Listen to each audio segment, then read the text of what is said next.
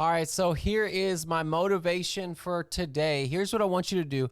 I want you to think about what good you can do this week. And specifically, what that means is taking time out of your day just to do something nice for somebody. Consider others.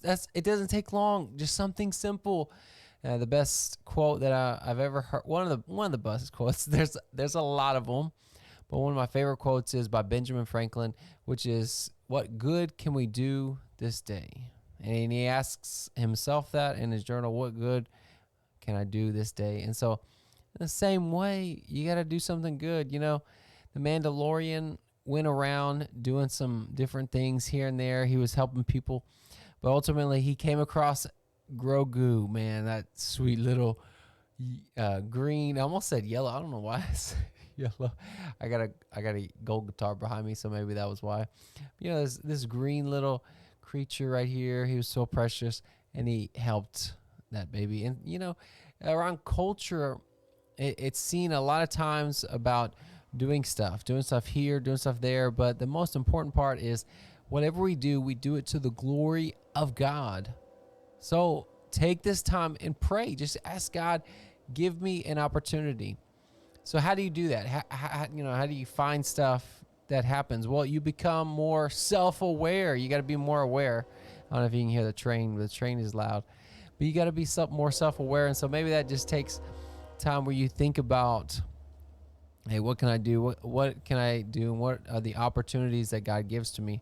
Could be just letting somebody go in front of you at the line. Could be just putting up your buggy at H-E-B or Kroger's or wherever you shop at. Please put the buggy up, because here's what happens. If you don't put that buggy up, those buggies are going to run into our vehicles. They're going to run. I've seen them. They run into the street and whatnot. You know, it could just be being kind, just showing kindness. And, you know, a lot of people say, well, I don't want to be fake. I don't want to be fake. But you know what? Just be nice. You know, it doesn't mean that every day I smile, it means I'm having a great day. It just means, you know, I'm going to put my thoughts to the side. I'm just going to be joyful with those around me. You still have to be open, right? You still have to be honest and just complain here and there. But you can't be like the Israelites, man. They were just stuck in complain. They complain. Yeah, you can rant a little bit, but ultimately you got to come to a place and say, you know what? The joy of the Lord is my strength.